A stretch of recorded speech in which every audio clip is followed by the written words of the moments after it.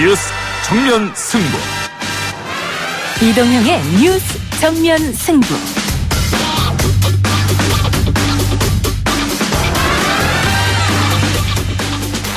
청취자 여러분 안녕하십니까, 이동형입니다. 안철수 전 의원이 정계 복귀를 선언했습니다. 기필코 승리하겠습니다. 반드시 이기겠습니다. 우뚝 서겠습니다. 그동안 입당이 보류되었던 분들에 대한 상세 입당 허용 결정을 대통합 사원입니다. 그러면 우리가 모든 걸 다 안철수 대표가 뜻하는 대로 다 할 수 있도록 해주겠다. 중도 보수 세력 전체가 어떤 보수 재건의 원칙에 동의를 하고 정말 힘을 합쳐서 정치권 총선 시계가 빨라질 것 같습니다. 보수 야당의 대통합 빅텐트 가능할까요? 일찌감치 안 전 의원의 복귀를 예측했던 이상돈 의원 잠시 후 만나봅니다. 처음에는 좌파 시민단체가 이제 제보를 하고 박근혜 대통령을 이렇게 만든 그 과정을 그대로 하더라고요. 보니까. 그러면 이제 언론이 또 앞장서서 선동을 하고, 그러면 이제 경찰이 수사를 나서고, 저는 사법당국이 저의 애국 운동을 앞으로는 저를 도와줄 수 있는 확신하고. 정강훈 목사가 구속영장 실질 심사를 마치고 나오면서 했던 말이었습니다. 최강병기에서 관련 소식 짚어보고요. 대동요 풀빵 지도라는 게 있다는데요. 오늘 3부 해보니즘에서는 추억의 겨울 간식 붕어빵집을 찾아다닌 YTN 플러스 이은비 기자와 함께 해보겠습니다. 재밌어 달리기를 하는 페이스로 한 것 같아요, 4년 동안. 그래서 더는 못 뛰는 상태가 되어 있고요. 단 하루도 부끄럽지 않은 날이 없었습니다. 창피해서 국회의원 못하겠습니다. 제21대 국회의원 선거에 불출마하고자 합니다. 21대 총선 불출마를 결정합니다. 극심한 팽가르기 판매를 일으켰습니다. 국민 여러분 죄송합니다. 지금이라도 책임을 지겠습니다. 이제는 정치에서는 그칠 때가 되었습니다. 여야 중진들의 잇따른 불출마 선언. 그렇다면 그 자리가 청년들에게 기회로 올 수 있을까요? 여야 청년들을 4부에서 만나보겠습니다. 1월 2일 화요일 이동민 뉴스 정면 승부 시작합니다.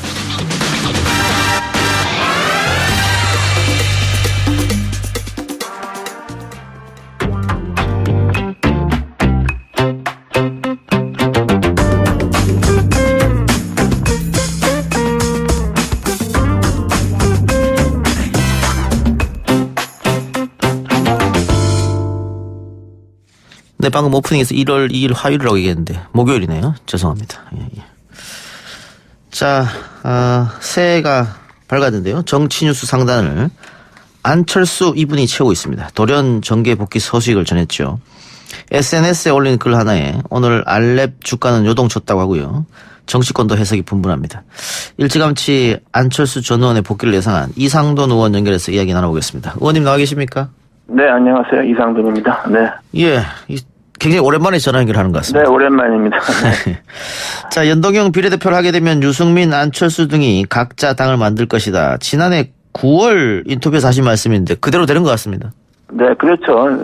이게 집권 세력에서 이렇게 집요하게 밀어붙이면 어느 형태든 간에 될 가능성이 높았다고 봐야죠. 예. 이제면은 군소 정당들이 좀 다들 해볼 만하다고 보는 것이죠. 이제는 제3당이 없는 것이고 예. 군소 정당들이 그냥 올망졸망하게 진출할 수가 있죠. 예. 그런데 지난번 선거법 개정 투표에 안철수 의원 측근이라고 불리는 의원들이 다 반대표를 던졌거든요. 네. 그런데 바뀌었으니까 이제는 할 만하다 이렇게 되는 겁니까? 글쎄요, 그거는 알 수가 없죠. 이른바 안철수계라는 의원들이 과연 얼마만큼 이른바 안심과 소통을 하는지 저는 좀 알 수가 없고, 저는 솔직히 대개 비례대표 저하고 국민의당 같이 했던 분들 아닙니까? 그분들이 이제 좀 안철수고 뭐가 더 벗어나서 자신들의 생각과 철학에 따라서 좀 거취를 결정하는 게 옳다고 봅니다. 그분들에 대해서는. 예. 얼마 전까지만 해도 안철수 전 의원이 정치에 복귀할 생각이 없다 이런 워딩을 이야기했었는데 이번에 갑자기 달라졌단 말이죠. 돌아와서 어떤 정치적 행보를 보일 것 같습니까? 보수 통합에 나설 것 같습니까? 아니면 독자적인 당을 만들 것 같습니까? 아마 독자적으로 정당을 만들겠죠. 그리고 우리 지금까지 쭉 봐온 게 있지 않습니까? 이렇게 안철수라는 사람이 이렇게 남과 같이 하는 게 그게 전혀 안 됩니다. 그렇기 때문에 혼자 할 거라고 보고 예. 혼자 하게 되는 것은 그다음에 국회 정치 미래이 남아있기 때문이죠. 제가 어떤 인터뷰에서 말해서 화두가 된 게 정치는 마약 아닙니까? 예. 완전히 마약 효과가 있는 거죠. 그 국회의원 한 번 더 하기 위해서 복귀하는 걸까요? 결국은 마지막 꿈은 대권에 있는 거 아니겠습니까? 또 자기 망상은 자유죠. 하지만 대통령 그게 되겠습니까? 누가 보더라도요. 비호감 정치인 1등이 황교안 대표를 젖히고 안철수 대표가 했다는 그런 여론조사도 있지 않았습니까? 예. 네. 그 박지원 의원이 황교안 자유한국당 대표가 리더십 평가를 받고 통합도 안 되니까 냄새를 맡은 거 아니냐. 결국은 황교안 대표가 자리에서 물러날 수도 있다. 그렇다면 그 자리를 노리는 거 아니냐. 이런 뜻으로 해석이 되는데요. 그게 그렇지. 그게 됩니까? 그리고 한번 생각해 보세요. 예. 안철수 전 대표는 지난번에 탄핵 국면에서 가장 앞장서서 거리에서 박근혜 탄핵 서명까지 했어. 그 서명지가 엄청 쌓이잖아요. 예. 그거 헌법재판소에 차를 실어서 전달한 일이 있고. 예. 또 이제 보수 진보 이렇게 세율적으로 말하기 어렵겠지만 우리나라 국회의원 중에서 사드 배치 반대를 가장 먼저 공동 주장한 사람이 누굽니까? 안철수 전 대표죠. 예. 이게 어떻게 한국과 보수 원류당 갑니까? 나는 말이 안 된다고 봐요. 이념적으로 도저히 같이 할 수 없을 것이다. 같이 할 수가 없죠. 그리고 정치적인 능력이라는 건 이미 지난번 대선 토론 등등에서 판정이 났지 않습니까? 그런데 대권을 꿈꾼다고 하면 제3정당으로서는 제3정당 후보로는 대권이 어려울 테고 그러면 양당 중에 후보가 돼야 될 텐데 민주당은 어렵고 그러면 통합 자유한국당 혹은 보수의 빅텐트 여기서 수장이 되고 싶은 꿈은 있지 않을까요? 그런 꿈이 있다면 망상이죠. 망상은 다 자유니까 해수욕장 이름인지 자유인지 모르겠어요. 예, 유머 감각이 많이 느신 것 같습니다. 예, 이번에 SNS 메시지를 통해서 돌아가서 어떻게 정치를 바꿔야 할지 어떻게 대한민국의 미래로 가야 하는지 상의드리겠다고 했는데 안철수 전 대표가 추구했던 가치라고 할까요? 끊임없이 주장했던 게 새정치였거든요. 그게 아직 유효하겠느냐? 네. 새정치가 그야말로 간데 없어졌죠. 새정치라는 단어도 이제 누가 쓰기 어렵게 돼버렸고 또 하나는 이렇게 요번에 두 개 그야말로 과반수가 안 되는 두 개 정당 아닙니까? 1당, 2당이. 예. 그러니까 이렇게 민주당이 집권 여당이 밀고 갈 수가 없는 겁니다. 왜냐 그러면 제3당이 국민의당이 버젓하게 38석 또는 35석 그걸 지켰으면은 이렇게 일방적으로 집권 여당이 밀고 갈 수 있었겠습니까? 예. 안 되죠. 오늘날에 이렇게 야권 지리멸멸, 제3세력 지리멸멸을 만든 게 결국은 무리하게 바른미래당, 바른정당하고 통합해서 그야말로 유승민 대표도 망했고 본인도 그 모양 됐고 제3지대가 다 망가진 거죠. 그 책임이 누구한테 있습니까? 예. 안철수한테 있죠. 예. 그러면 안철수 전 대표가 돌아와서 독자적으로 당을 창당하게 되면 또 소수 정당으로 그칠 수 있는 거 아니겠습니까? 네, 그렇죠. 예. 이원주 신당도 있고, 안철수 신당도 있고, 또 이제, 지금 같아서는 유성엽, 박지원 신당도 나올 수 있을 것 같지 않습니까? 예.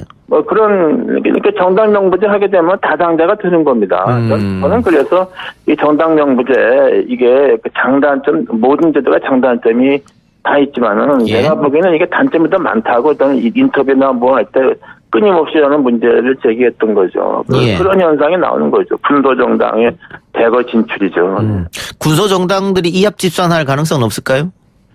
제가 볼 때는 일단 총선 끝나고 나서 생기지 않겠습니까? 오히려. 총선을 합치면 다 그냥 될 볼일 없지 않습니까? 자기가 당대표를 가지고서, 자기가, 그리고 제가 볼 때는 대표급 정치인들이 아마 요번에 정당 명부제 때문에 대거 비례대표 1, 2번 나가지 않나 싶어요. 왜냐하면 군소정당이 이렇게 여럿해서 그 지역구를 해보기 어렵지 않습니까? 예. 제3정당이 제법 쓰였다 그러면 지역구도 해볼만 하죠. 예. 그래서 제가 볼 때는 대표급들이 대거 그 비례대표 1, 2번은 받지 않는가 그렇게 생각합니다. 지금 우리가 새로운 선거법에 관련해서 뭐 군소정당 이야기를 하고 있는데 자유한국당이 위성정당이죠? 비례자유한국당을 띄우겠다. 네. 공식한 것 같습니다. 이건 어떻게 보세요? 그거는 뭐 현재 제도에서는 자위선으로 하는 거죠. 그런 거 제도만 당연히 그런 걸 예상을 했었어야죠. 예. 그리고 이게 제가 볼 때는 이렇게 되면은 좀 소수의 강경한 정당의 목소리가 커집니다. 그래서 우리가 이스라엘이나 이런 데 다 봤던 거예요. 이 제도의 단점이죠. 예. 유권자를 기만하는 행위 아니냐 이런 주장도 있던데요. 그런 말 하는 것은 말이 안 되죠. 왜 기만합니까? 주어진 제도 안에서 자기 지지자표를 자기가 가져가고자 하는 것이 정치적 집단의 정당이 하는 일이죠. 저는 그렇게 말해서는 절대로 안 됩니다. 그럼 왜냐, 그러면 민주당에서는 정말 비례민주당 만드는 건 정말 쪽팔리는 거 아닙니까? 그래서 하는 얘기지, 이게 말이 됩니까? 예.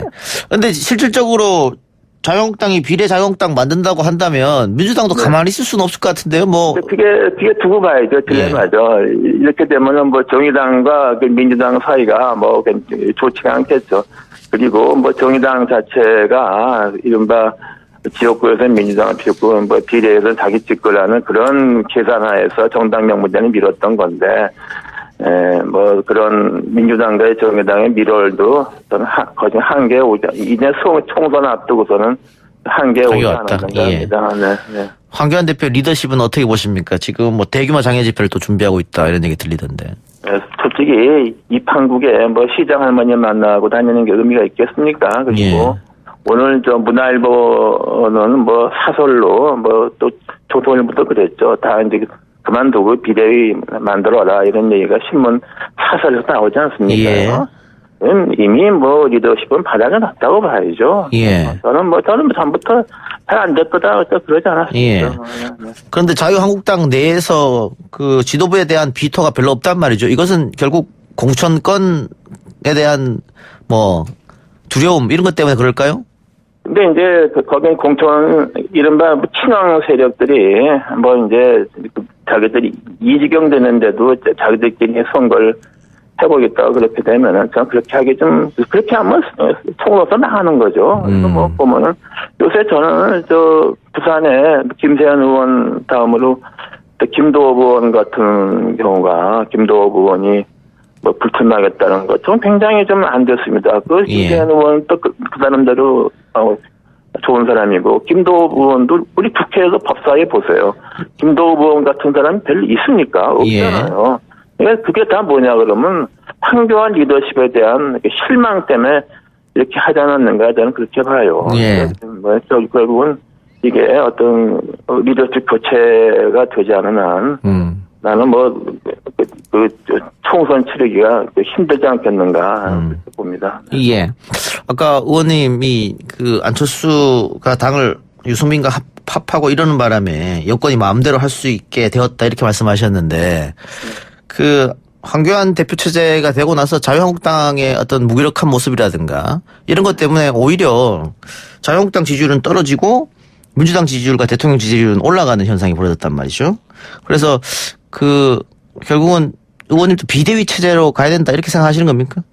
그러니까 지금 한국당은 아마 현재 저는 황교안 체제로서 선거 치르기는 좀 어렵다고 봐요. 그래서 그렇게 하고 나서 이제 통합한다는 것은 좀 어렵고 말하자면 소선거제니까 연합공천 같이 이런 것들 좀 하게 되면은 민주당과 수도권에서 한번 해볼 만하죠. 저는 그렇게 봅니다. 네. 알겠습니다. 네. 의원님은 총선 어떻게 하십니까? 뭘 어떻게 합니까? 총선 어떻게 또 나가십니까? 저는 이제 4년 다 했는데요. 그래서 공식적으로 불출마 선언 들어본 적이 없어서. 여러 번 말했잖아요. 비례대표 의원이 불출마 선언하는 거 우스운 거라고. 지역구 갖고 있는 사람이 불출마하는 게 뉴스되는 거고. 비례대표 의원은 출마하는 게 뉴스가 돼야죠. 지역. 이철희 의원 불출마해서 뉴스 크게 됐는데요, 왜? 글쎄, 나도 그 이해가 제가 안 돼. 예. 그 불출마 그러면 이게 안 나오신다는데 계획은 있으세요? 아니, 뭐 계획이라는 게 제가 원래 하던 거, 또 예. 이제 저도 이제 많이 살았으니까. 예. 마지막으로 좀 하고 싶은 것도 있지 않겠습니까? 예. 그래서 그런 거 하는 거죠. 인생이란 그런 게 아닙니까? 알겠습니다. 그 계획 중에 방송도 하나 잡으시죠. 저랑 같이 좀 하게. 글쎄요. 예. 고맙습니다. 오늘 인터뷰 감사합니다. 네, 감사합니다. 예. 네. 지금까지 이상돈 의원이었습니다. 1부 순서 마치고요. 2부 최강병기 코너로 돌아옵니다. 딱딱하고 지루한 뉴스가 소설보다 흥미진진해지는 새로운 경험. 놀라셨죠? 이것이 바로 이동준의 뉴스 정면 승부.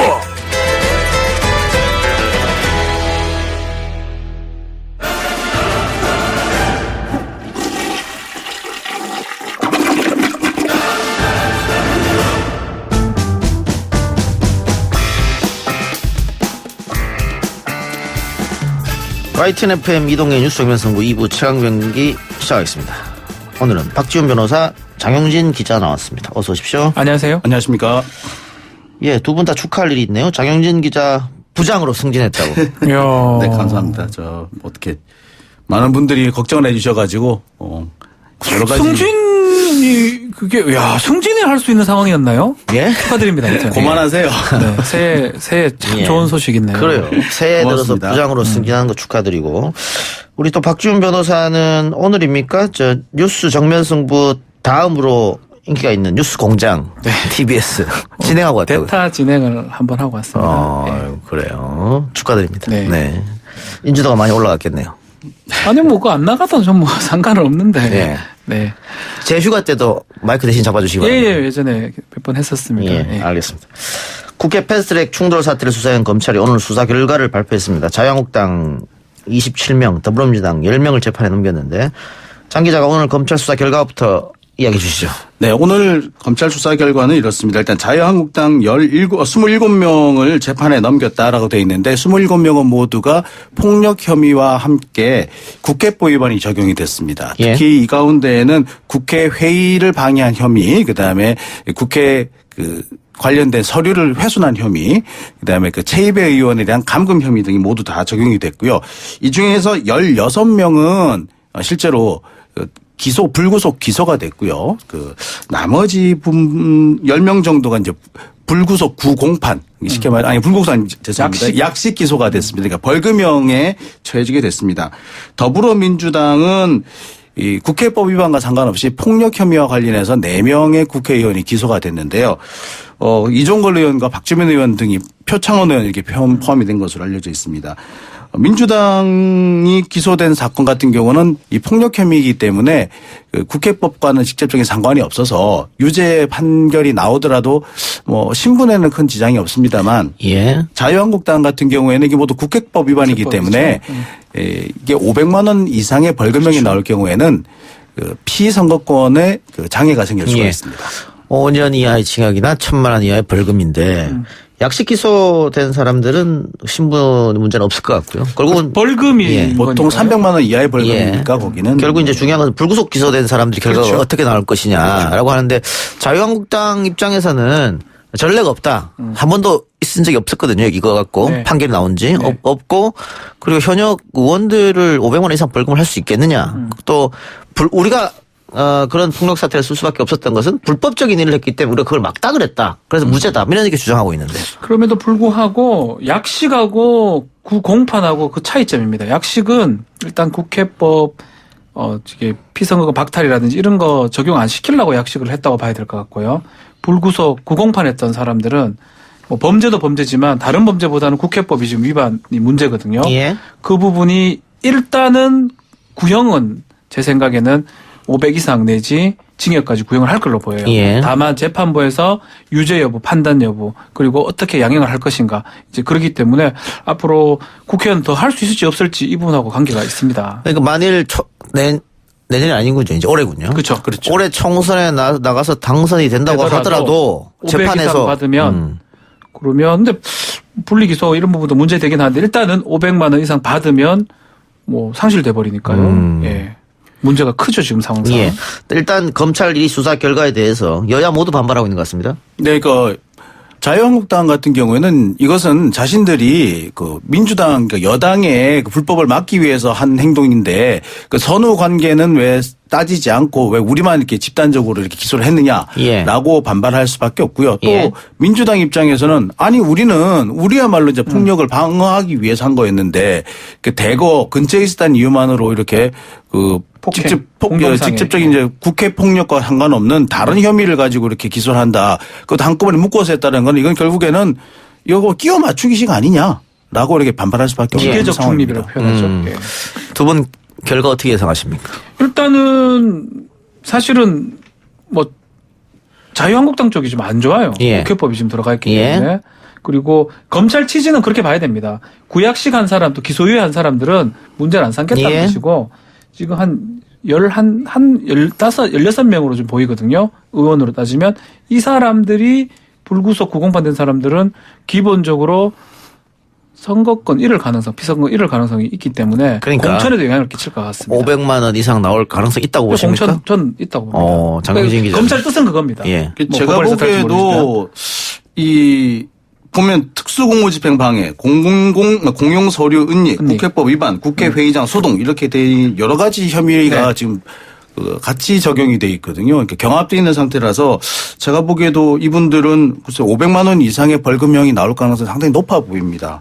특히 이 황교안 대표하고 나경원 대표, 그다음에 강효상 원내 부대표 이런 분들은 이 폭력 행위에 실질적으로 지휘했다라는 그런 혐의가 강하게 적용이 돼 있는 것 같은데 이분들의 신분의 어떤 변화가 있을 수도 있을 것 같습니다.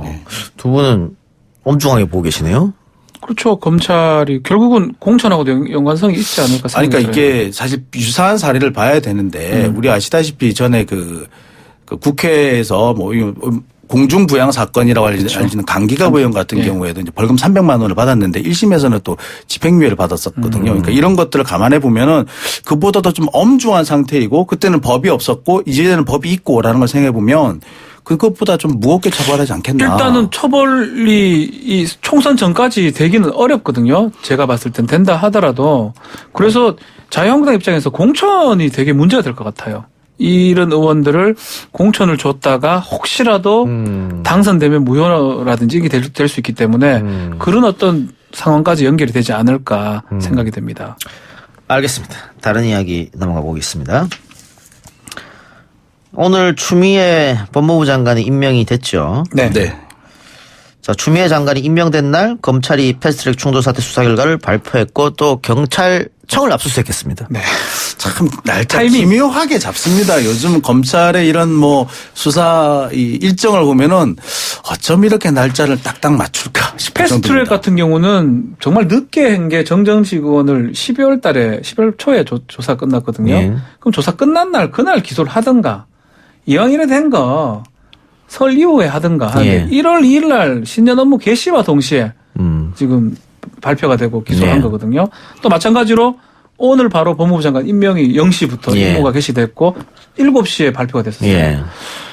저는 약간 의도되는 게 있다 생각이 좀 들어요. 지금 오늘 그 검찰 발표 과정에서도 이제 기자들이 물었어요. 이게 혹시 이 신임 법무부 장관의 지휘권 발동을 염두에 두고 미리 앞당긴 거 아니냐 일정을 뭐 이런 얘기까지도 나왔는데 검찰은 수사는 생물이고 또 우리가 열심히 수사를 하다 보니 이렇게 왔다라고 물론 해명은 했습니다만 그 말을 믿는 사람은 좀 없어 보입니다. 시간이 11월 4일에 끝났는데 뭐 조사할 게 더 뭐 있습니까? 동영상 다 찍히고. 그러니까 아무리 봐도 좀 검찰이 날짜 조정을 좀 하고 있었다. 그리고 조국 법무부 장관에 대한 기소 시점이라든지 감안해 보면은 뭔가 좀 맞춘 것 같다. 뭐 기계적 중립이라고 봐야 되는지 하여튼 뭐 좀 끼워 맞추기식이었다라는 느낌 피하기 어렵습니다. 자, 추미애 장관이 지난 청문회 때 검찰 인사와 관련해서 검찰총장의 의견을 듣는 거지 협의를 하는 것은 아니다. 이렇게 잘라 얘기했거든요. 원칙적인 답변이에요. 당연한 거 아닙니까 사실은. 그 지금까지 관행으로서는 이제 대검 참모진 인사를 할 때는 그 검찰총장의 의견을 많이 반영을 시켜줬거든요. 근데 어디까지나 그거는 반영을 시켜주는 거고, 그러니까 인사권자의 마음일 뿐이지 반드시 그래야 하는 건 아닙니다. 예. 그리고 오늘 대통령과 만나는 자리에 이런 얘기도 했습니다. 여러 번 찌른다고 명의가 아니다. 결국은 예. 조국 전 장관 수사에 대한 우회적인 비판이 아니냐. 그렇죠. 예. 우리 그런 얘기 많이 했잖아요. 죽을 때까지 찌른다.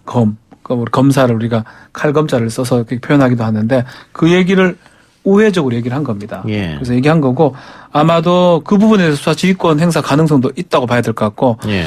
인사 관련해서는 뭐 아직 정확한 어떤 인사청문회에서 얘기를 안 했지만 인사권을 행사할 가능성이 높지 않을까 1월 중으로 저는 예. 그렇게 좀 생각이 그러니까 듭니다. 어떻게 보면은 검찰로서는 자기 무덤을 판 그런 결과였는데 추미애 장관이 뭐 인사권이라든지 뭐 지휘권이라든지 이런 걸 발동할 수 있게끔 충분히 명분을 축적을 시켜둔 그런 상황이 돼버렸어요, 현실적으로. 그렇기 때문에 지금 상태에서 뭐 추 장관이 어떤 형태로든 간에 어떤 조치를 취한다고 하더라도 명분이 이미 쌓여 있기 때문에 그래서 얼마든지 어떤 조치든지 가능한 상황이 아닌가. 그러니까 지금까지 추미애 장관이 했던 말 플러스 또 공수처 통과 네. 또 인사 시즌이 다가왔잖아요. 다가왔죠. 이런 거 다 합쳐보면 그러면 이 법무부와 검찰 간의 갈등은 커질 수밖에 없는 거 아니냐.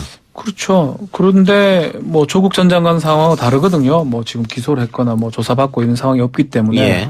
검찰이 할 수 있는 무기는 사실 없어요. 그리고 예. 법상으로 봤을 때는 상관이에요. 법무부 장관이. 우리 국민들은 잘 모르는 것 같아요.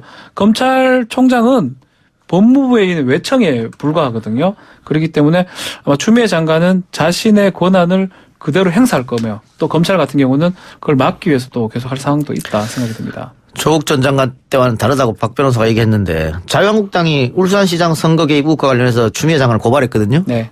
벌써 했습니까? 예. 오늘 했더라고요. 네. 그걸 갖고 하면 이제 국민들이 이제 작년에는 좀 몰랐는데 이제는 만약 그렇게 한다면 진짜 역풍이 불 겁니다. 저는 그런 생각이 들어요. 그래서 이제 추미애 장관이 어디까지 그 개입을 실제로 개입했는지 안 했는지. 그랬다 지금 다 잡아 들어가야 됩니다.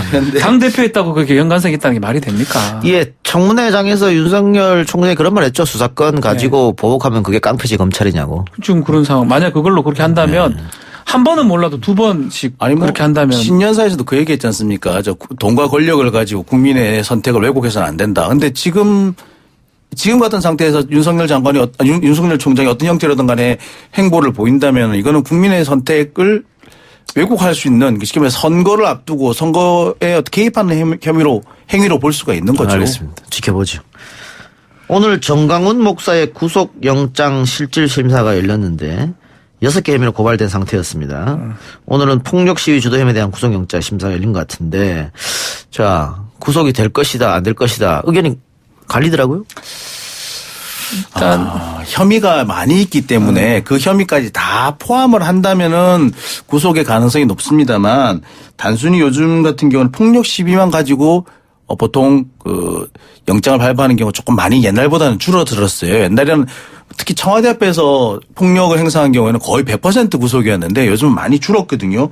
그래서 본다면은 구속 영장이 발부될 것이라고 확신하기 좀 어려워 보입니다. 일단은 기부금품법 위반은 좀 확실해 보입니다. 네. 그거는 유죄가 될 것 같은데 그게 뭐 형이 그렇게 높지는 않아요. 구속 사안까지는 안 될 수 있다. 나머지 뭐 지금 내란 선동이라든지 뭐 폭력 부분이라든지 이런 부분은 좀 아직 유무죄를 다퉈야 될 부분이라고 보이고 다만 이제 소환 조사에 응하지 않았던 부분 있잖아요.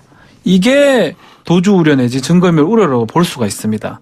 그래서 소명이 좀 됐고 만약 이거 두 가지 합쳐지면 영장이 발부될 수 있지만 일단 저는 지금 정도 상황 봤을 때는 기부금법 모집법 정도 위반이기 때문에 좀 쉽지는 않다라는 생각이 좀 많이 들어요. 저 법적인 판단으로 봤을 때 지금 이제 선거법 위반 혐의들이 다시 고발이 됐기 때문에 추가 혐의까지 다 그것까지 포함해 본다면 얘기가 달라질 수가 있는데 지금 상황에서는요. 그러니까 사실 뭐 내란 선동 혐의 같은 경우도 보면 감정적으로 보면 분명히 이건 내란 선동이 맞지만 이것이 법적으로 좀 어렵죠. 그렇게 내란 선동으로 인정을 할 것이냐의 문제는 조금 별개라는 생각이 들거든요. 그래서 물론 뭐 정광훈 목사 미워하시는 분도 상당히 많은 것으로 압니다만 그렇다고 하더라도 조금 영장 발부까지는 좀 힘들 것 같다라는 생각이 듭니다. 예. 근데 영장 실질심사가 원래 지난 연말에 했어야 되는데 오늘로 연기됐거든요. 그 이유가 있습니까? 아니 원래는 이제 12월 31일 날이었는데 이분이 이제 12월 31일 날 송년 예배를 송구영신 예배를 광화문에서 지낼 예정이다라고 하면서 불참을 했죠. 근데 이게 그렇게 됩니까, 근데? 글쎄, 저는 예배를 글쎄요.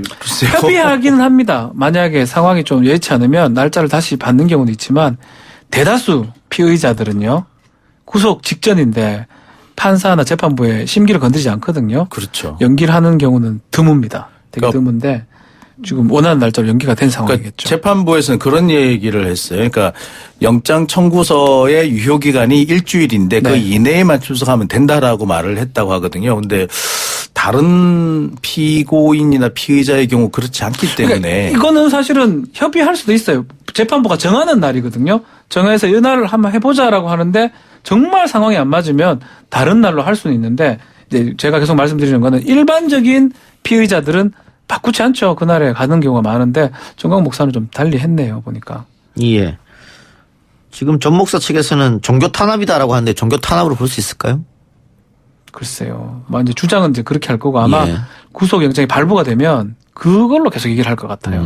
근데 종교 탄압이라고 하려면 사실 문제가 법적 현행법 위반이 없는데 종교적인 이유만으로 뭔가 침해한다든지 권리 방해한다든지 그런 상황이 돼야 되거든요. 예. 사실 기독교하고 지금 아무 관계가 없어요. 지금 우리 이 진행하는 상황에서는. 예. 그러니까 종교 탄압이라고 말은 하지만 직업만 이제 목사로 해야 될지 모르겠는데 하여튼 직업만 비슷한 거지 사실은 종교하고 관계없는 상황에서 지금 일어나고 있는 겁니다. 경우에 따라서는 종교의 외피를 쓰고 자신의 폭력 행위라든지 어쨌거나 폭력을 행사한 건 분명하거든요. 더군다나 청와대 앞에서 청와대를 쳐들어가자 대통령을 잡아 가두자 이런 식으로 얘기를 그렇게 선동을 했던 건 분명하단 말입니다. 그리고 실제로 많은 사람들이 거기에 동원이 됐고 어떤 사람은 순국 결사대 이래가지고 진짜 자살 테러라도 할 것처럼 이렇게 외형을 갖춘 건 분명히 있거든요. 이런 것들을 종교란 이름으로 처벌을 회피하겠다 또는 그렇게 함부로 하는 행동을 종교란 이름으로 정당화하겠다는 건 그래서 옳지는 않다고 보입니다. 그러니까 지금 장 기자 말대로 동영상 찍힌 것도 있고 여러 가지 증거가 있기 때문에 폭력 시위를 말렸다면서 지금 혐의를 부인하고 있는데 그건 아마 인정 안 될 것 같고요. 증거가 있기 때문에. 그래서 제가 볼 때는 오히려 그 말 자체가 본인한테 상당히 불리한 정황으로 작용할 수 있을 것 같아요. 명백한 증거가 있는데도 아니다라고 혐의를 부인하면 사실 법정에서 그렇게 좋은 효과는 안 나오거든요. 예. 근데 아까 두 분 말씀처럼 이걸로 구속되기는 어렵다. 폭력 시위. 지금 결과적으로는 구속 안 될 정도인데 행동이 지금 안 좋아요. 부인하는 거. 소환에 참 불응하는 거. 영장 실질심사 날짜 바꾸는 거.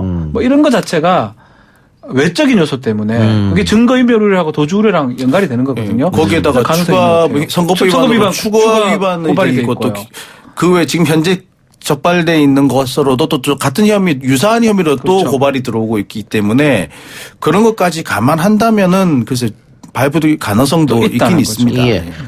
기부금품법 위반 혐의도 유죄가 나올 것이다. 다만 이것도 구속 사유는 어렵다. 그거만 있다면 그게 유죄만 된다면 액수가 점점 커지더라고요. 원래는 1,000만 원 이상이면은 사실 따로 허가를 받고 해야 되는데 이분이 현재 6천만 원 정도 이상을 받았고 그중에 일부는 광화문 근처에 다세대 주택을 임차를 하는데 사용을 한 걸로 돼 있더라고요. 그러면서 이것이 보기에 따라서는 이게 횡령이나 배임 이런 식으로 보일 수도 있기 때문에 이 문제까지도 같이 얽히게 된다면 또 상황이 또 바뀔 수도 있을 것 같아요. 알겠습니다. 자, 한기총 측이 폭력 시위는 정광훈 목사의 책임이 아니고 헌금을 거둔 집회는 종교 행사다라고 하는데 기부금법 위반이 종교 행사에서 거뒀다고 위반이 아니고 그러니까 그게 중요한 게 아닙니다. 기부금품을 받았으면 기부금금 모집 등에 관한 법률에 따라서 신고나 일정 금액은 허가를 받아야 돼요. 그거를 지금 위반했다는 겁니다. 그것도 야외 다른 집회, 정치 집회에서 받았기 때문에 문제가 되는 것이죠. 알겠습니다.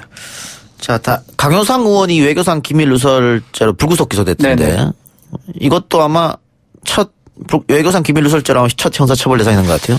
그렇죠. 이런 사안이 제가 알기로는 없거든요. 제가 알기로는. 뭐 아시다시피 이제 강효상 의원 같은 경우에는 지금 그 우리나라 대통령, 그러니까 문재인 대통령과 트럼프 대통령 사이에 있었던 전화 통화 내용을 그 후배인 고등학교 후배인 외교관으로부터 전해 들은 다음에 약간 좀 살짝 왜곡을 해가지고 공표를 한 그런 문제가 있었잖아요. 그래가지고 이제 이게 실제로 이제 고소 고발을 당했고 이번에 기소가 된 건데 그 사례는 처음입니다만 이런 형태의 위반을 저지른 것도 좀 사실 좀 드물었었죠. 비밀에 해당할 수 있는지, 실질 비성이 있는지, 실질 비밀의 가치가 뭐 그런 것들이 논점이 될 것 같아요. 이것도 법원에서 아마도 유무죄, 그러니까 법리 다툼이 꽤 되지 않을까 생각이 돼요. 왜냐하면 이런 행태를 할 거라는 상상을 하기가 어렵거든요. 그러다 보니까 법적인 다툼이 상당히 있지 않을까 저는 예상이 됩니다. 뭐 도덕적으로 문제가 있다고 비난을 할 수 있습니다. 도덕으로 당연히 문제가 되죠. 근데 그러니까 이게 법적인 잣대로 들이댔을 때 어떻게 되느냐. 그러니까 지금 이게 참 재밌는 게 공범 혐의라는 게 이번에도 걸린 거거든요. 그러니까 그 외교관이 주범이고 그것에 공범으로 강효상 의원이 걸려든 걸로 돼 있어가지고 사실 강효상 의원의 행위만 보자면은 여러 가지 뭐 면책특권이나 이제 빠져나갈 구멍이 많은데 그러니까 공무원의 행위에 공범이 됐다라는 점이 어떻게 보면 조금 안 좋은 그런 상황이 아닌가 싶기는 합니다. 그렇죠. 알겠습니다. 자, 하나만 더 마칩시다. 두 분 다 장교 출신이시니까 군에서 복무했으니까 지난 12월 31일 날 충북 진천 버스터미널에서 폭발물 모조품 다이너마이트죠. 이게 발견됐는데 알고 보니까 지난 9일 날 이 군부대에서 모 부대에서 대테러 훈련을 마친 다음에 잊어버렸던 거라 잃어버린 거라 그러더라고요. 그런데 문제는 군부대가 20여일 동안 전혀 눈치를 못 채고 경찰이 수사를 들어가니 그때서야 눈치챘다. 이 군 기강이 좀 했다 이렇게 봐도 돼야 되는 거 아닙니까? 이게 교보제 분실이라고 하거든요. 이게 폭발물이 아니고 또 이게 무기류가 아니에요. 군용물 분실죄거든요. 무기류가 아니기 때문에 아마 소위 말하는 실샘 검사를 안 했던 것 같아요. 그래서 이런 상황까지 오게 된 것 같은데 한마디로 얼빠진 행동이긴 하죠. 절대로 그래서 안 되죠. 이게 근데 교보제라고 합니다만 이 발견된 시민이 봤을 때는 누가 봐도 다이너마이트입니다. 생긴 게 다이너마이트 똑같이 생겼어요. 말만 교보제죠. 거기다가 시계까지 장착돼 있거든요. 누가 보더라도 폭발물이었죠. 깜짝 놀랐을 겁니다, 아마. 당연히 놀래죠. 이걸 누가 모조품을 아마 제가 알기로는 그 당시 그 경찰 관서에서는 비상이 걸렸던 그렇겠죠. 그렇죠. 대테러, 뭐 어떤 간첩 이런 거 생각했을 거 아닙니까? 그리고 뭐 폭발물 해체반도 준비하고 있었을 테고 그 군부대에서 이 교보제 하나 잃어버렸다고 해서 굉장히 행정 낭비가 된 거고 그렇죠? 처벌은 안 될 것 같아요. 군용법에 군용물 분실죄라는 게 있어요. 그거는 진짜 군용물이어야 됩니다. 교보제를 군용물로 보기도 하긴 하지만 징계 정도 받지 않을까. 징계를 받을 걸로 보이고요. 이제 부실한 사람. 근데 정말 이게 참 황당한 게 그 우리나라의 폭발물 해체반은 공군에 있어요. 그러니까 공군이 실제로 출동을 했던 걸로 알고 있거든요. 이와 관련해서 여러 가지 상황으로 보자면은 징계를 피하기는 어려워 보입니다. 징계도 경우에 따라서는 중징계가 날 수가 있습니다. 그런데 형사처벌은 아마 조금 안 맞을 것 같습니다. 봐야 될 것 같습니다. 저도 군대 있을 때 그 수류탄 교보제. 그거는 좀 차이가 나요. 그거는 폭발이 됩니다, 실제로. 아니, 그것도 있고, 정말 교보제는 그냥 고무로 만드는 거죠. 아니, 터지는 건 이제 그거 탁 터지기만 소리만. 소리만 크래카라고 하죠.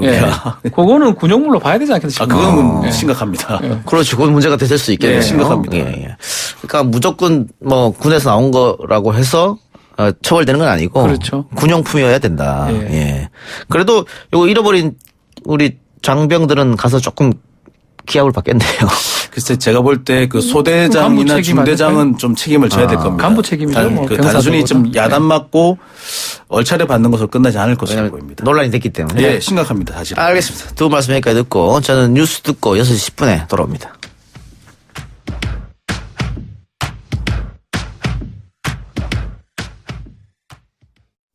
글쎄 안 들려 들을 뉴스 없어 아무 뉴스도 귀에 들어오지 않아 듣고 또 들어도 들을 뉴스 없어 만든 게 이 프로야 이동영의 뉴스 정면 승부.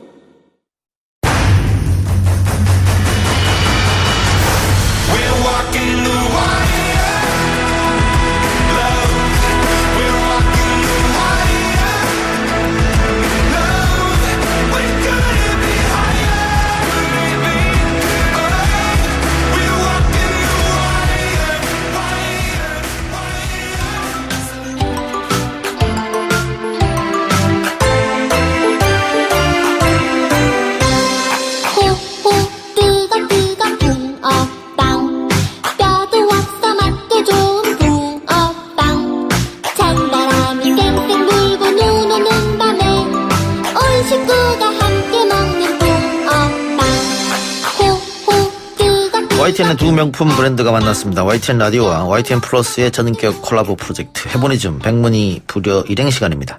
오늘 함께할 분 YTN 플러스의 이은비 기자 나왔습니다. 어서 오세요. 네, 안녕하세요. 이 방금 오프닝으로 붕어빵 노래가 나왔는데 이 기자 이번 주에는 붕어빵 세권, 붕세권을 찾으러 다녀왔다는데 붕세권이 뭐예요? 붕세권은 붕어빵이랑 역세권의 약간 합성어라고 보시면 되는데요. 처음 들어봤는데요? 그 카페 그 브랜드 이름으로도 모세권 이런 식으로 요즘 그런 많이 들어봤습니다만. 하고. 네네. 그래서 붕세권도 요즘에 붕어빵 집을 찾기 힘들어지면서 붕세권이라는 말도 그만큼 유행하고 있거든요. 예. 네. 요즘 길거리에서 왜 붕어빵 집을 찾기 어려울까요? 이제 제가 이번에 취재를 하면서 그 가게 사장님들한테 여쭤봤을 때는 우선 일 자체가 너무 하는 게 일이 힘들어서 이거를 하다가도 그만두시는 분들이 정말 많고. 보통 그 추울 때 야외에서 많이 하시니까. 그쵸. 야외에서 많이 하시고, 그리고 사실 생각해보면은 노점이 저희가, 약간 나이가 좀 있으신 분들이 운영을 많이 하시잖아요. 근데 예전에 그분들이 운영을 하셨는데 지금까지 운영을 해오시는 분들이 많지 않다 보니까 그게 가장 큰 이유라고 하셨고, 그리고 재료비 상승도 말씀을 하셨어요.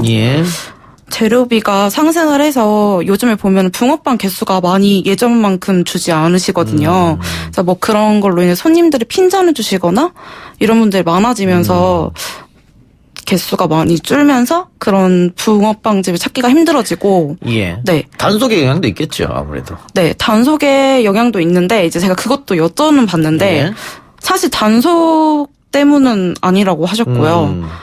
근데 단속도 분명히 있는 것 같아요. 왜냐면 제가 온라인상에서 찾아봤을 때는 맞은편에 빵집 같은 빵집이 있거나 하는 경우에는 빵집에서 신고를 한다고 하더라고요. 그럴 때 이제 단속이 나와가지고 위치로 옮기거나 그러는 분들도 있다고 들었습니다. 결국은 수익성이 안 난다 고생하는 것만큼 그게 아닐까 싶어요. 그쵸. 알겠습니다. 그래서 그런지 붕어빵 가게들 표시해놓은 지도 어플이 따로 있다고요? 네, 이게 어플이라고 하면 좀 거창하고 약간 구글 오픈맵을 활용한 붕어빵 지도인데요. 대동 풀빵 여지도라고 불리고 있어요. 네, 이게 사실 2017년 11월 겨울에 먼저 나왔던 건데 대동 붕어빵 지도라고 처음에 나왔었는데 지금 2018년 11월에 업데이트가 돼가지고 풀빵 여지도로 바뀐 상태예요. 다른 풀빵들도 다 지도에 표시가 되어 있기 때문에 지금은 대동 풀빵 여지도로 불리고 있습니다. 붕어빵뿐만이 아니고 풀빵 뭐 여러 가지 다 함께. 네, 국화빵이나 계란빵 이런 것들도 같이 지도에 표기가 돼 있습니다. 이 대동 풀빵 여지도 속 정보가 정확해요? 저도 사실 이거를 가면서도 조금 의심을 하긴 했어요. 왜냐면 이게 네티즌 분들이 전국에 계신 분들이 각자 자신의 근처에 있는 위치를 찍어주신 거거든요. 그렇기 때문에 이게 정확할까라는 생각을 가지고 저도 가기는 했는데 제가 간 곳은 전부 다 지도랑 일치하는 곳에 있었고요. 제가 이거를 팁을 좀 드리자면은 지도를 보면은 설명이 되게 상세히 되어 있는 곳들이 있어요. 뭐 여기에 가격이라던가 여기에 몇 시에 연다거나 아니면은 이 가게 이름이 정확히 적혀 있다거나 하는 경우들이 있는데 그런 경우들은 거의 실패할 경우가 없다고 보시면 되고요. 근데 뭐 그냥 붕어빵, 잉어빵 이 정도로 위치만 찍혀 있는 경우는 조금 위험할 수도 있어서 한번 설명을 잘 보시고 가는 게 좋을 것 같습니다. 그러면 이 기자도 대동 풀빵 여지도 앱을 보면서 찾으러 몇 군데 다녀봤습니까? 네, 저도 사전에 미리 그런 설명을 참고를 하고 6군데 정도로 찍어가지고 다녀왔거든요. 저도 이제 지도를 직접 찾아보면서 갔다 왔는데 저는 다행히도 모두 다 지도에 있는 곳에 있었고요. 다행이네요. 자, 근데 붕어빵, 잉어빵도 있던데 이게 원래 모양만 다르고 안에 속은 다 같지 않을까? 맛도 똑같지 않을까 싶은데 아니라면서요? 네, 사실 붕어빵이나 잉어빵이 겉으로 봤을 때는 크게 차이가 없어 보이긴 하는데 저도 이번에 사실 먹었을 때 좀 다르기는 했거든요. 그래요? 네. 근데 좀 이제 정보 같은 걸 좀 찾아봤는데 모양부터 생김새부터 좀 다르거든요. 사실 붕어랑 잉어가 사실 다르잖아요. 그렇죠. 네. 그래서 붕어빵 같은 경우는 좀 둥글넓적하고 잉어빵 같은 게 좀 길쭉하다고 생각하시면 되고요. 붕어빵은 밀가루 풀 반죽을 사용하고 잉어빵 같은 경우는 기름이 섞인 반죽을 사용한다고 해요. 다르군요. 네네.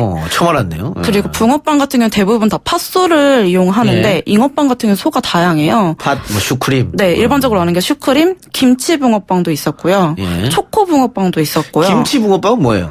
김치 붕어빵은 제가 가보니까 다들 김치 붕어빵이라고 부르시긴 하는데 이름은 매콤 야채 붕어빵이었고 매콤 야채. 네, 김치가 들어있어요 안에. 그 맛이 오묘할 것 같은데. 네, 저도 사실 먹기 전에는 좀 두렵고 평은 좋지만 왠지 이상할 것 같다라고 생각은 하긴 했는데 김치 만두, 김치 부침개 이런 맛이더라고요. 네. 그렇군요. 네. 자, 근데 물레동 붕어빵집 여기가 가장 저렴하다고요? 네, 제가 이거를 찾아보면서 개수를 많이 주는 데가 있으면 꼭 가봐야겠다라는 생각이 있었거든요. 네, 지도상에 물레동 붕어빵집이 1,000원에 7개를 준다고 써 있었고. 그렇게 해서 나가요, 그게?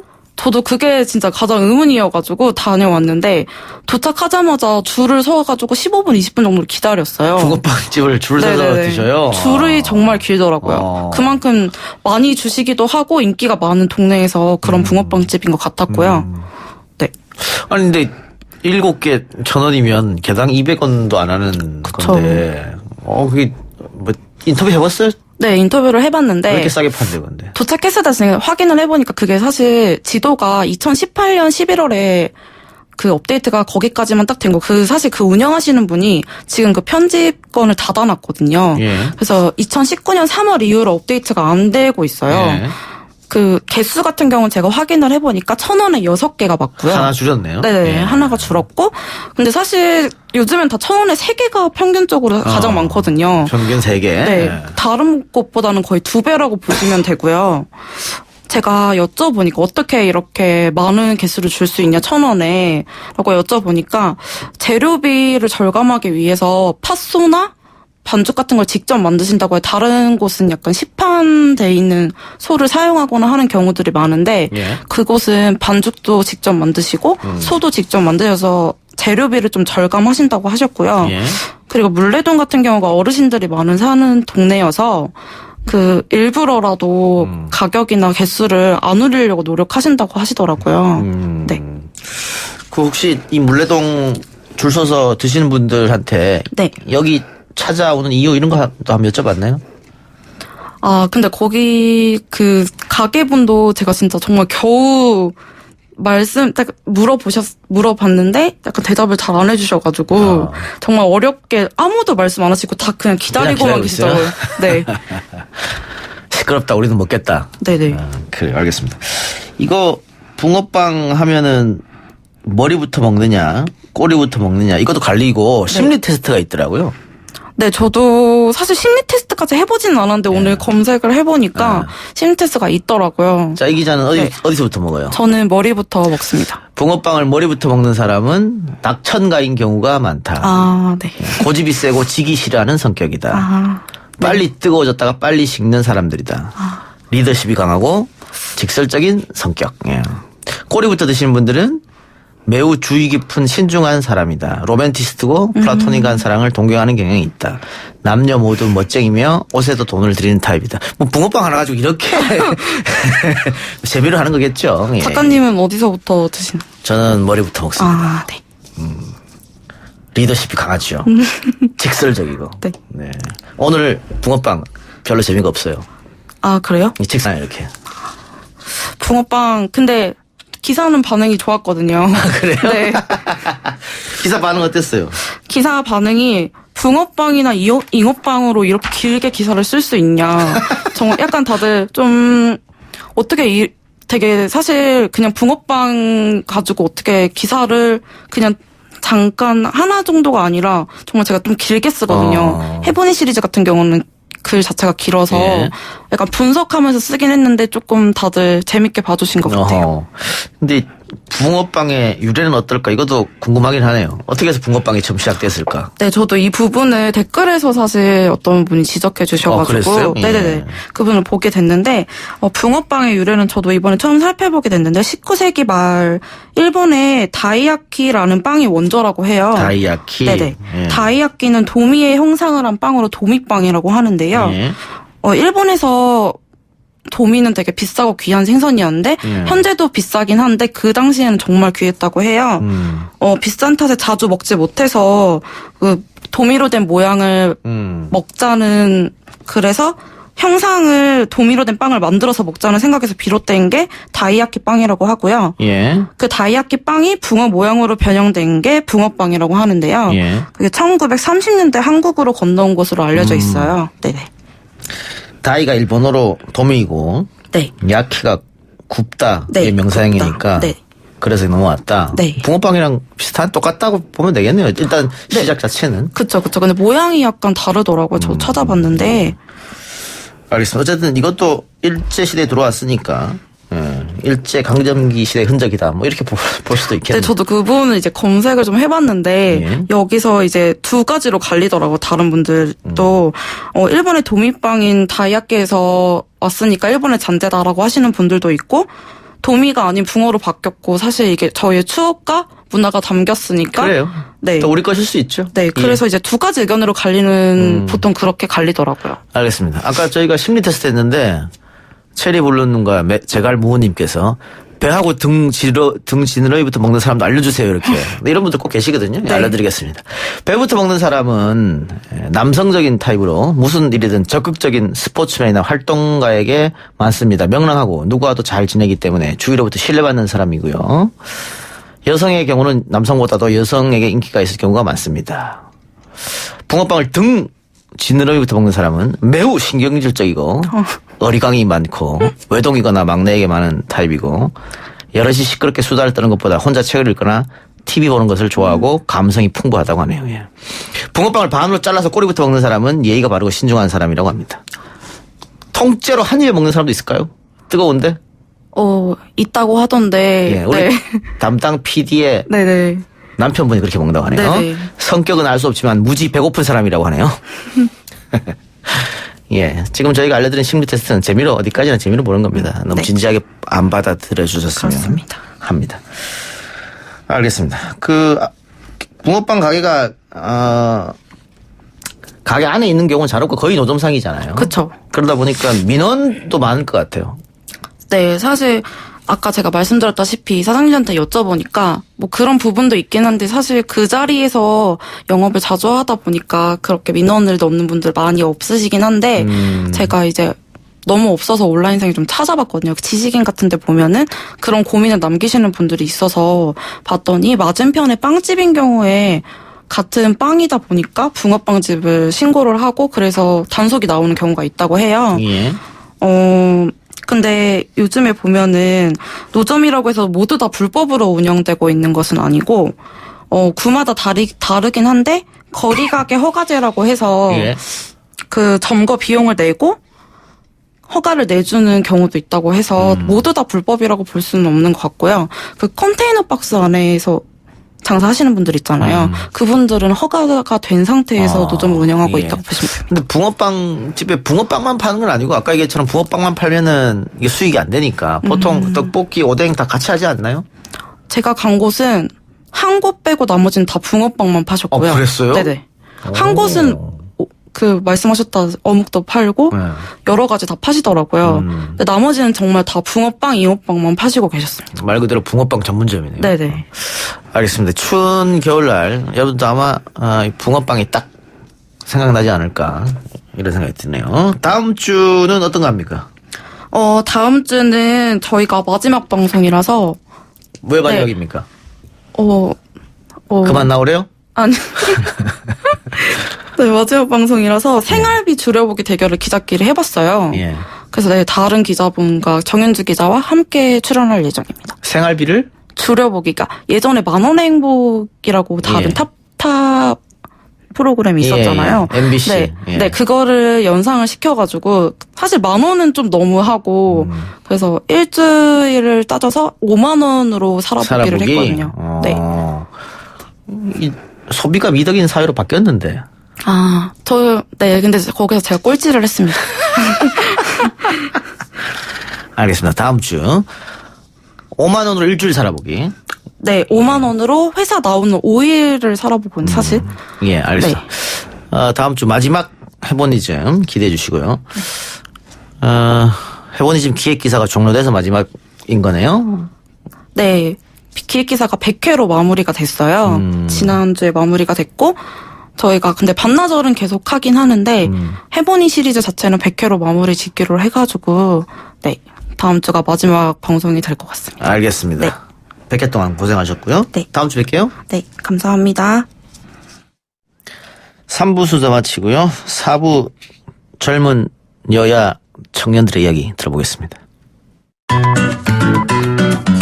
뉴스 신동 이 작가와 함께하는 비포장 뉴스 해학 뉴스 정면 승부.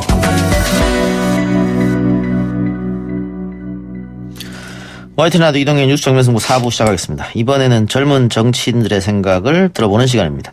더불어민주당 장종화 청년대변인, 자유한국당 저스티스 리그의 백경원 위원 나왔습니다. 어서 오십시오. 네, 반갑습니다. 네, 안녕하세요. 장경태 위원장 어디 갔어요?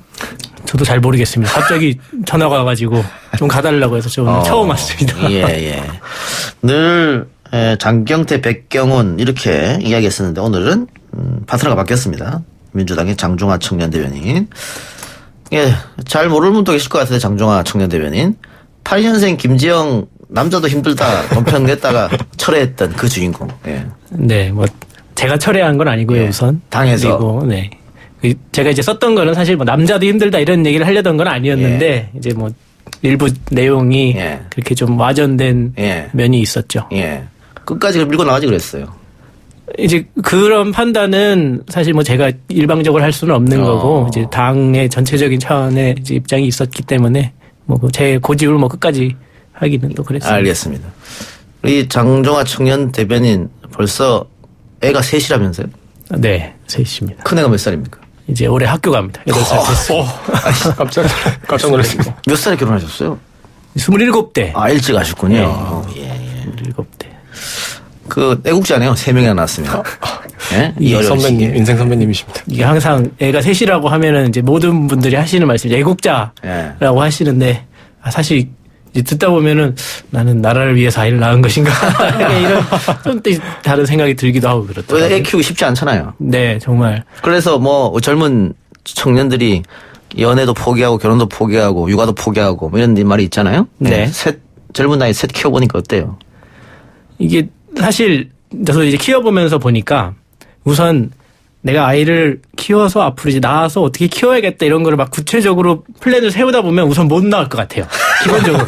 저도 사실 우선 낳아서 키워보니까 이게 어떻게든 막 키우게는 되는데 우선 그런 힘든 게 있고 또 이제 셋이 이제 작년에 이제 셋째가 작년 3월에 태어났거든요. 예. 이제 둘만 있을 때는 그래도 어떻게든 혼자서 좀 커버가 됐는데 셋부터는 정말 그냥 아비규환. 아예 컨트롤이 안 되는 상황이 되어버리더라고요. 그래서 올해부터 이제 법이 좀 바뀌었죠. 시행이 바뀐 건데 엄마 아빠 동시에 양육 휴가를 쓸 수 있다 이렇게 필요한 것 같습니다. 혼자 하기 정말 어렵거든요. 네, 맞습니다. 예, 자 2020년 새해 첫 방송인데 두 분 청취자들한테 어떻게 덕담 한마디 하고 시작합시다. 예, 우리 펭수의 명언처럼 2020년에 눈치 보지 말고 원하는 대로 삽시다. 눈치 챙깁시다. 네. 네, 저는 이제 2020년 올해가 우리나라 정치사에 있어서 청년이 좀 전진하는 해가 될 거라고 믿는데요.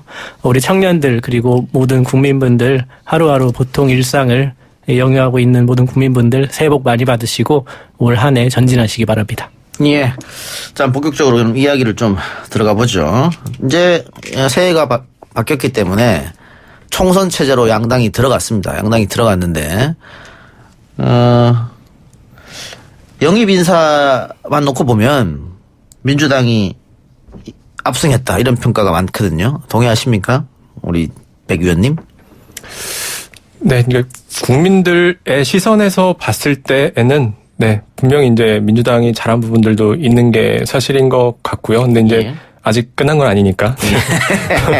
앞으로 또 그 한국당이 준비하고 있는 카드들이 또 있으니까요. 또 그걸 또 지켜봐 주시면 감사하겠습니다. 예. 자, 장종화 청년 대변인님. 그 민주당 1호, 2호 영입인사가 다 청년입니다. 네. 그렇죠? 네. 그래서 당 내에서는 네. 그동안 당 내에서 열심히 했던 청년들은 그럼 뭐냐? 꼭 외부에서 청년들을 데리고 와야 되느냐? 이런 불만이 당연히 있을 것 같아요. 이제 그 부분은 제가 보기에는 어떤 인재를 영입하더라도 이제 기존에 계시던 분들, 이 당 안에서 노력하고 계시던 분들이 있기 때문에 뭐 나올 수밖에 없는 이야기라고 보는데 이제 어쨌든 그런 외부의 충격들이 있어야 당 안에서 약간 청년층이라고 해도 기존에서 당 안에서 활동하시던 분들은 약간 이 기성 정치에 좀 매몰되는 경향이 있거든요. 그래서 새로운 분들이 같이 들어오면서 아, 원래 우리가 생각했던 청년의 생각은 이런 부분이 있었지라는 계속 환기시키는 뭐 그런 작업은 좀 필요하다고 봅니다. 오히려 네. 자극이 될 수 있다? 네네. 알겠습니다. 자, 여당도 그렇고 야당도 그렇고 중진들이 대거 불출마 선언을 했습니다. 그래서 청년들의 기회가 조금 많아진 건 아니겠느냐 이런 추측이 나오던데 중진들의 많은 불출마가 청년들의 기회가 될까요?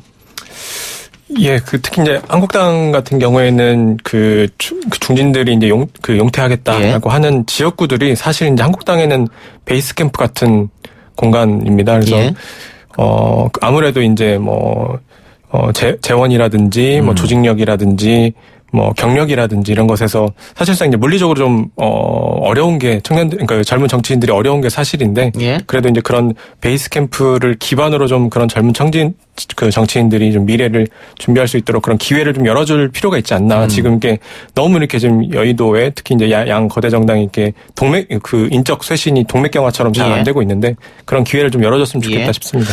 근데 당 지도부에서 청년들을 그 불출마 선언한 곳에 전략 공천한다면 모를까 경선하라라고 한다면 또 과거에 또 기존 정치인들이 그 지역에 들어와서 경선하게 되면 또 그것도 쉽지 않은 거 아닙니까? 예, 사실 쉽지 않죠. 그러니까 한국당에서도 뭐 청년들에게 뭐 50%까지 뭐 그 가산점을 주겠다라고 했지만 사실 가산점도 그러니까 본인이 얻은 점수에 대한 가산점이기 때문에 사실 이렇게 경선에 들어가자라고 하면 사실 쉽지 않죠. 네. 왜냐면 일단 당원들 전화번호 확보 같은 것도 기존 정치인은 많이 갖고 있거든요. 젊은 정치인은 없을 거 아니에요. 그러니까 이게 어느 정도 이제 세대 배분이 어느 정도 좀 잘 돼 있으면 사실 뭐 이렇게까지 인위적인 배분을 할 필요는 없다고 생각하는데 이제 사실 이게 너무 이게 인적 그 순환이 인재 순환이 안 되고 있으니까 좀 그런 부분에서의 인위적인 그런 배분이라도 좀 필요하지 않나 싶습니다. 민주당은 어떻습니까? 이제 그런 인적 쇄신 부분에 대해서는 저희 이제 더불어민주당이나 자유한국당이나 이제 비슷한 문제점을 안고 있는 것 같은데요. 말씀하신 것처럼 아무리 이제 좋은 이제 각 당의 좋은 지역구라고 하더라도 새로운 이제 정치 신인, 특히 청년층이 기존에 활동하고 계시던 기성 정치인들하고 만약 경선이나 이런 과정을 거친다고 했을 때 이제 지금 보시면 지금 지역구에 대해서 이제 활동하고 알리는 활동 자체가 굉장히 약간 옛날 스타일이라고 해야 될까요? 모든 뭐 통반장 회의에 참석을 한다거나 얼굴을 이제 일일이 다니면서 알려야 되는 그런 데에 익숙해져 있고 그렇게 확보하는 데이터를 기반으로 이제 경선을 치르기 때문에 당연히 청년들한테 불리할 수밖에 없는 과정이거든요. 그래서 그런 부분들을 새롭게 어떻게 쇄신하면서 청년이라도 동등하게 경쟁할 수 있느냐 이런 이제 바탕을 만드는 게 중요하다고 생각합니다. 전략 공천 해달라고 한번 해보세요. 그럼 해주실까요? 물밑 작업을. 그래요. 자, 최근 MBC에서 여론조사를 했는데 여당 심판론보다 야당 심판론이 우세하다. 원래 정권 중간에 하는 지방선거나 총선은 당연히 여권 심판론이 있을 수밖에 없거든요. 근데 이번 특이하게 왜 야권 심판론이 우세하게 나왔을까? 이거는 우리 백 의원이 좀 아프게 받아들일 부분 같은데요? 예, 뭐 일면 그렇게 아프게 받아들여야 되는 면도 있는데 또 이게 그 조사, 특히 이제 여론조사 결과를 좀 면밀하게 볼 필요도 있는 것 같습니다. 이제 그렇게 많이 회자되는 그 여론조사가 뭐냐고 보면 이제 MBC나 한겨레, 한국일보에서 조사한 결과를 많이 이야기들을 하는데, 근데 여기서 보면 이 방식이 보면 이게 전화 면접 방식입니다. 이게 근데 이제 이 전화 면접 방식이 최근에 그런 선거 결과와 또 비교해서 봤을 때는 이게 잘 맞지 않거든요. 특히 이제 그 한국당을 지지하시는 분들이 이제 좀 이 샤이층으로 많이 숨어 계시고 그래서 전화 면접 방식으로 하면 한국당에 대한 지지율이 굉장히 좀 많이 안 나오는 게 사실입니다. 이제 그런 것들이 이제 지난 지방선거를 봐도 그렇고 이제 그런 것들 봤을 때 이제 실제 이제 그 전화 면접이 100%인 갤럽과 또 ARS를 주로 하는 이제 리얼미터에 대한 결과만 또 비교해봐도 사실 이제 리얼미터가 이제 그런 선거 결과가 더 잘 맞기는 하고, 그러니까 그게 뭐 맞냐 맞지 않냐는 둘째치고 일단 그런 결과를 놓고 봤을 때는 일단 리얼미터 결과가 더 많이 맞는 게 또 사실이고, 여의도연구원에서 진행하는 설문조사 결과를 봐도 이제 여의도연구원에서 진행하는 설문조사 결과가 대체로 이제 좀 많이 맞는데 여의도연구원에서는 대체적으로 이제 ARS를 쓰고 있습니다. 그런 측면에서 봤을 때 이제 좀 면밀하게 좀 두고 봐야 되지 않나 싶고, 그러니까 아까 말씀드린 그 여론조사 말고 최근에 한국지방신문협회 여론조사에서 1만 명을 대상으로 ARS 설문조사를 했는데 이제 이거는 거의 이제 야당 심판과 여당 심판이 거의 이제 동등하게 나왔습니다. 이런 것도 같이 보되 물론 이제 아까 처음에 말씀하신 이제 그래도 이제 좀 야당이 더 잘해야 되지 않냐라고 하는 국민들의 그런 민심과 여론은 새겨들 필요가 있다고 생각합니다. 어쨌든 뭐 여론조사에 좀 왜곡이 있을 수 있다 이런 말 같고요.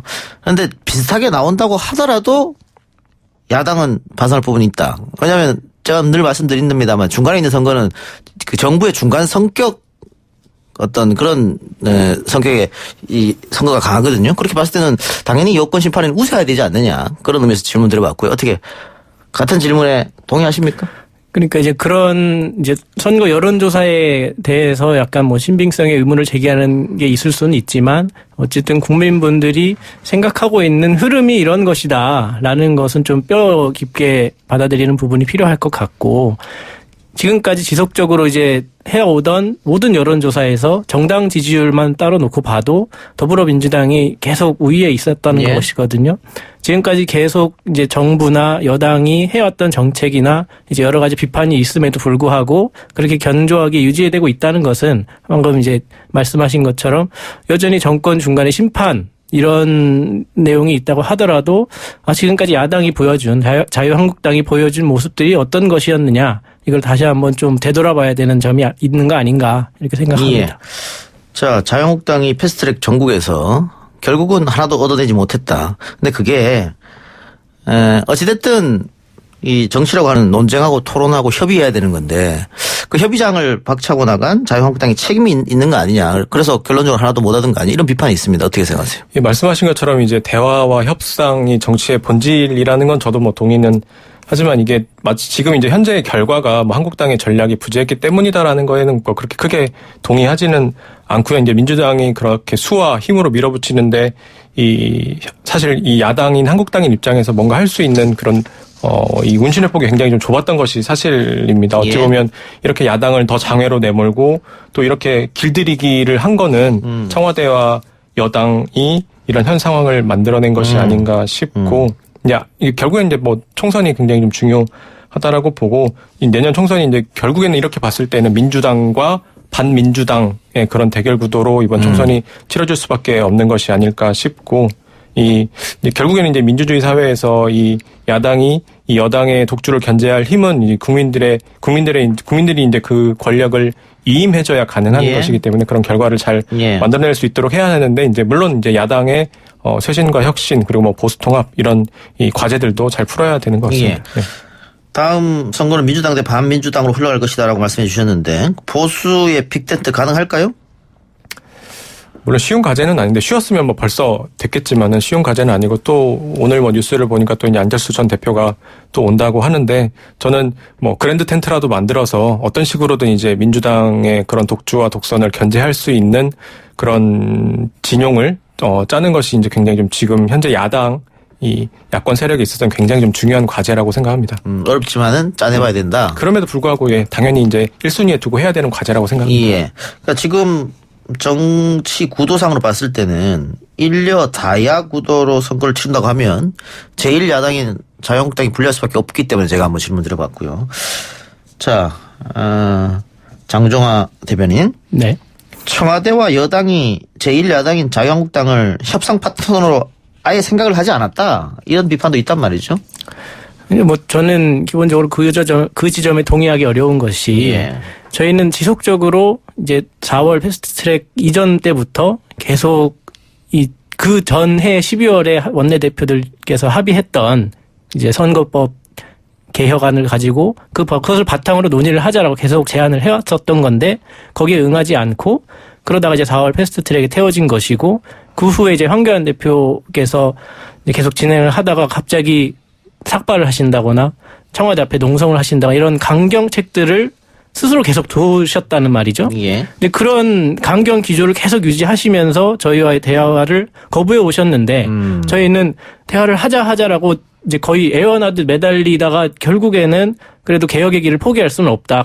멈출 수는 없다. 이런 차원에서 4+1 협의체라든가 이런 방안들을 통해서 이제 지난 날에 선거법과 이제 공수처법을 통과시켰던 건데 이런 차원에서 본다면 저는 이제 올 선거가 아까 말씀하신 민주당 대 뭐 반민주당 이런 선거가 아니고 저는 개혁과 반개혁 세력의 선거가 될 것이다. 저는 이렇게 보고 있습니다.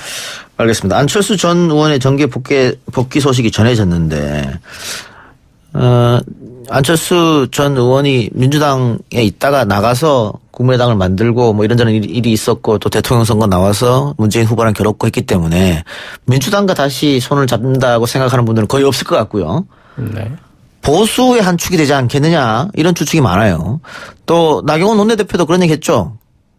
안철수까지 함께 할 수 있다. 그런 얘기도 과거에 했었는데 어떻게 보십니까? 모든 가능성은 다 열려 있다고 보고요. 그러니까 이 과거로 자꾸 역행하려고 하는 문재인 정권을 막고 그리고 이제 새로운 이제 대한민국의 미래로 나아가려고 하는 그런 모든 세력들이 다 저는 규합해야 된다라고 보고 그래야 사실 지금 현재의 민주당을 견제할 수 있지 아니면 지금 뭐 민주당과 한국당 그러니까 뭐 인정하고 싶지 않더라도 저는 민주당과 한국당의 그런 선거는 아니라고 생각을 합니다. 다음 선거는 민주당과 반민주당의 그런 대결 구도로서 선거를 치러야 하고 이 함께 할 수 있는 방금 이야기한 그런 원칙들이 함께 할 수 있는 모든 세력들이 다 같이 규합을 해서 민주당의 그런 견제 세력으로서의 역할을 할 수 있도록 국민들의 그런 지지를 받아야 된다라고 생각합니다.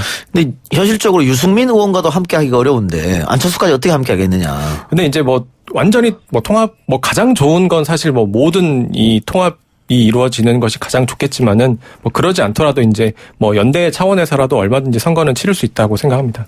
연대 차원에서 선거를 할 수 있다. 네. 뭐 합당은 아니라도 선거 연대는 가능하다 이런 말씀입니까? 예, 맞습니다. 또 이번에 또 연동형 비례대표제가 통과가 됐기 때문에 뭐 이제 그 지역구는 뭐 나름대로의 이제 그런 뭐 협의를 통해서 연대를 통해서 또 치르고 또 비례는 또 뭐 각자의 이제 그런 정당에 또 투표할 수 있게끔 하는 뭐 그런 다양한 방안을 놓고 해야지 서로 뭐 가진 기득권을 가지고 우리를 중심으로 통합하자 뭐라고 하기에는 상황이 그렇게 여유로운 상황은 아니라고 보고 지금 이 민주당의 독주를 막지 않으면 더 이상 우리에게 좀 내일은 없지 않나 싶습니다. 예. 과거에 안철수 현상이라고까지 불렸었습니다. 대단한 열풍을 불러일으켰고 지난 총선에서도 바람을 불러일으켰죠. 그래서 호남에서 민주당이 참패를 하는 원인도 작용됐는데 어떻게 장종화 대변인이 봤을 때는 안철수가 추구했던 새 정치의 가치 아직도 유효하다고 보세요?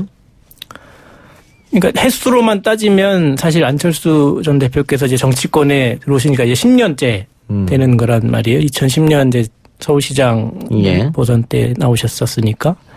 근데 10년째가 되는 때에도 이제 이번에 던지신 메시지가 돌아와서 이제 상의 드리겠다. 그리고 이제 8년 전이라고 말씀하셨지만 본인이 정치에 뛰어들었을 때보다 정치 상황은 더 악화된 것 같다. 이런 말씀을 하셨는데 여전히 애매모호한 메시지이고 그러고 그나마 8년 동안 더 악화됐다고 하면 본인의 책임은 없었던 것인지 그리고 특히나 작년 같은 가장 엄중하고 어려웠던 이 시기에는 안 계시다가 이제 약간 결정적이고 선거에 임박하니까 또 이제 돌아오면서 던지는 메시지가 그 정도라고 하면 글쎄 저는 국민들의 동의가 좀 받기 어렵다고 보고 좀 아까 이제 백 대표님 말씀하신 이 자유한국당의 연대나 이런 부분에 대해서는 사실 오늘 이제 한성교 의원님이나 여성교 의원님 이제 불출마 선언을 하셨는데 한성교 의원님은 이제 불출마 선언을 하시면서 이제 눈물까지 흘리시면서 아직도 뭐 나는 이제 진박이다 이런 말씀을 하신단 말씀이죠.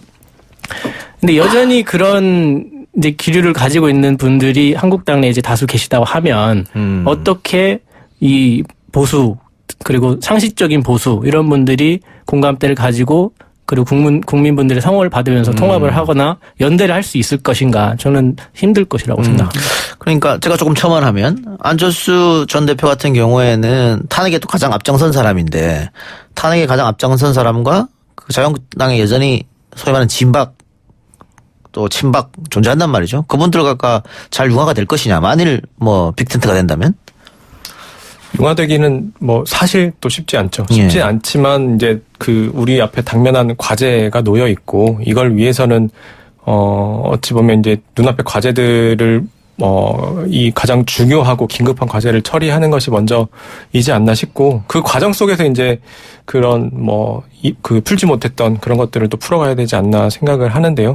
근데 결국에는 이제 지금 물론 어제의 일을 놓고 우리가 어떻게 이걸 해석할 것이냐를 보는 것도 굉장히 중요하지만 그러면 오늘의 일은 어떻게 할 것인가 내일의 일은 어떻게 할 것인가를 놓고 이야기해야 하는 것이 지금 보수 진영 반민주당 진영의 그런 과제라고 생각을 합니다.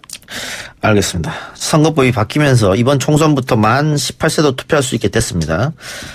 각 당에서도 이제 고3 유권자에 대해서는 분석을 하고 있을 텐데 고3 유권자도 생일이 지나야만 이제 투표할 수 있으니까 그렇게 많지는 않습니다. 다만 어쨌든 약 50만 명 정도 된다고 하는데요. 그 당연히 각 당에서 이 젊은 친구들 어떻게 공략할 것인가 고민이 많을 테고 또 당에서 활약하고 있는 청년 위원들에게도 아마 부담이 될 것 같기도 한데요. 정치 공학적만 놓고 봤을 때는 어느 당이 유리할 것 같아요? 저는 정의당. 예. 정의당? 이게 아직은 두고 봐야 되는 문제인 것 같습니다. 예. 특히 이제 지금 18세도 18세지만 이제 20세의 그런 현재 이제 그런 민심, 여론 이런 것도 보면 딱히 어느 당에 유리한 상황이다라고 보기는 어려운 것 같아서. 그 20대 남성 청년들이 바른미래당을 많이 지지한다. 그것은 아마 여러 가지 메갈 논란도 있었고요. 또 그런 것 때문에 그럴 텐데 아마 장종화 청년 대변인이 당시에 그런 메시지를 낸 것도 20대 남성들 표심을 한번 잡아보자 그런 생각 아니었나요? 아니 딱히 그런 어떤 정치적 목표를 염두에 두고 이제 썼던 것은 아니고 그때 이제 제가 그걸 썼던 거는 이제 조금 다른 얘기인데 제가 이제 그 영화를 보고 나서 그때 이제 지금도 여전히 그렇지만 그 82년생 김지영이라는 것이 던지는 화두와 문제점이 우리 사회에서 여성으로서의 차별, 어려움 이런 것들 얘기하는데 그것과 상관없이 무조건 남녀 대결, 젠더 갈등 이런 요소로만 소비되는 현상이 있었기 때문에 이거를 그렇게만 바라봐서는 문제 해결이 안 된다. 이런 이야기를 하고 싶었던 것이었습니다. 그건. 예. 장종화 대변인의 그 메시지는 백경원 의원도 봤을 텐데. 예, 봤습니다. 동감하세요? 근데 일부 표현과 이런 부분에 있어서 이제 좀 뭐라 해야 될까, 기존의 이제 민주당을 적극적으로 지지하시는 분들의 그런 뭔가 분노와 이런 것들을 살만한 부분들이 좀 있었던 것 같기는 해요. 예. 그것까지 제가 다 이렇다 저렇다 평가하기는 그런데요. 근데 이제 그런 이야기들이, 그러니까, 모르겠습니다. 이 82년생 김지영 책과 이 영화에 대해서도 전 다양한 해석이 있을 수 있다고는 생각합니다. 이제 그거에 대해서 이제 대변인님이 내신 이제 이야기에 대해서 제가 이렇게 이렇다 저렇다 얘기할 건 아닌데, 다만 이제 여러 해석들이 있는데, 이제 그런 것들을 이렇게 보지 않으면 뭔가 잘못한 것처럼 보는 그런 일부의 여론과 이런 것도 좀 잘못된 부분이 있다고 생각합니다. 네. 자. 참고로 전 86년생입니다. 거기선 82년생이라고 썼는데. 알겠습니다. 예. 86년생 장종화 대변인.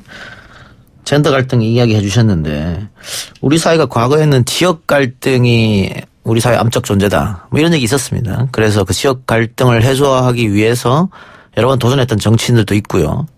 노무현 전 대통령도 그런 분 중에 한 분이고. 근데 이제는 지역 갈등이 조금 완화되지 않았느냐. 세대가 좀 바뀌면서. 그런데 젠더 갈등, 세대 갈등은 더 크게 증폭하고 있는 것 같습니다. 이 문제는 어떻게 풀어야 할 것인가. 그러니까 세대로 나뉘어서 젊은 층 또 노년층 싸우고 남녀로 나눠서 지금 싸우고 있거든요. 이 문제도 우리 사회 화두가 아닌가 싶은데요. 짧게 두 분 한마디씩 대답해 주시기 바랍니다. 예, 그래서 저는 더 이제 정치권의 역할이 굉장히 좀 중요하다고 봅니다. 그러니까 어찌 보면 이제 이 사회가 세상이 굉장히 빠르게 변해가고 있고 특히 이제 기술의 진보가 이끄는 세상의 변화가 굉장히 빠르면서 새 것에 굉장히 민감한 젊은 세대가 있고 또 이제 기성세대가 있는데 그 굉장히 좀 다양한 사람들이 지금 삶을 다 영위하고 있는 세상에 살아가고 있는데 그 안에서 이제 그동안 우리가 경험해보지 못했던 그런 갈등들이 나타나고 있다라고 보고 그런 과정들을 이제 물론 이 가장 이제 최선두에서는 또 이제 정치 지도자들의 역할도 또 필요하고 이제 그런 것들을 또 이 안전망 역할을 해줄 수 있는 그런 시민사회의 역할, 제3섹터의 역할이 필요한데 이제 이런 담론들이 여전히 아직은 성숙되지 않은 것 같습니다. 예.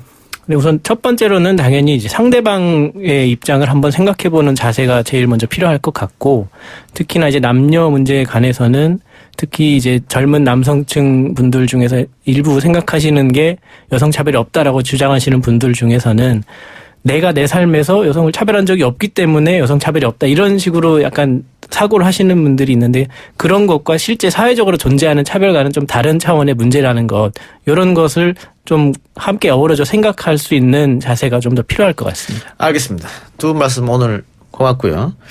예, 장종화 청년대변인 처음 나오셨는데 말씀을 잘하시네요. 감사합니다. 예, 장영태 의원 앞으로 나오지 말라고 했어요. 자, 다음 주에 뵙겠습니다. 수고하셨습니다. 감사합니다. 네, 감사합니다. 내일 다시 돌아옵니다.